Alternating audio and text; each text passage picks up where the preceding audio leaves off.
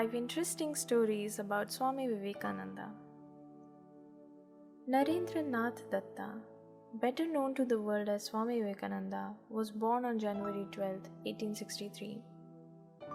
Since 1984, we observe January 12th as National Youth Day, and after his death on July 4, 1902, all his teachings and lectures were gathered into 9 volumes. He was the perfect embodiment of intellect and humanity. He has been an inspiration for the youth of the nation and will remain so for many more generations to come.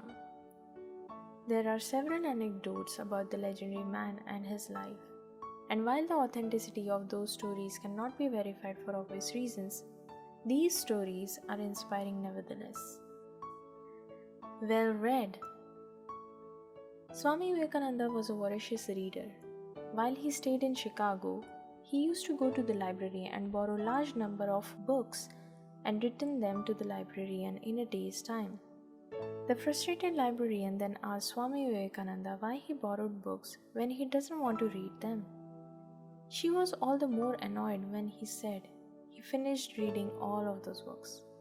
She said she would take a test and selected a random page from a book and asked him to tell what was written there. Without even a glance at the book, he repeated the lines exactly as they were written. She asked him several more questions, and he answered all of them without a flaw.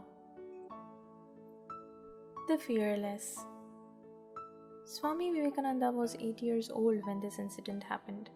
He loved to dangle head down from a champak tree in his friend's compound. One day he was climbing the tree and an old man approached him asking him not to climb the tree. The old man was probably scared that Swami could fall and break his limbs, or was just being protective about the champak flowers when the kid questioned him why the old man told him that there was a ghost living on the tree and it would hurt him and break his neck if he climbed the tree again. Swami nodded and the old man walked away. The not so convinced 8-year-old climbed the tree again. All of his friends were scared and asked him why he was doing it despite knowing that he would be hurt. He laughed and said, "What a silly fellow you are! Don't believe everything just because someone tells you. If the old grandfather's story was true, then my neck would have been broken long ago."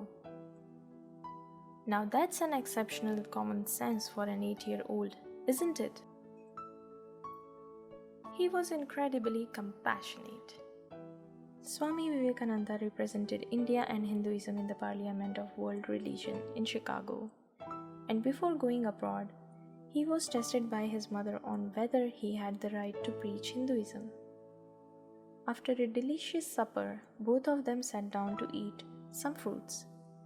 Swami cut the fruit, ate it, and after that, his mother asked him for the knife. He handed over the knife to his mother and was more than pleased. She said, "You have passed the test and you are now eligible to preach the world." A confused Swami questioned her what was she talking about. His mother replied, "Son, when I asked for the knife, I saw how you handed it to me. You gave the knife by holding its sharp edge and kept the wooden handle of knife towards me so that I wouldn't get hurt when I take it, and this means you took care of me. And this was your test in which you passed." To have compassion and being able to take good care of others is a remarkable quality. It is the law of nature that the more selfless you are, the more you will receive, and so did Swami Vivekananda. The Wit. Swami was traveling in a train and was wearing a wristwatch that caught the attention of a few girls present in the train. They were making fun of his clothes and his appearance. They decided to play a prank. The girls asked him to give them the watch, else they would complain to the cops that he was harassing them.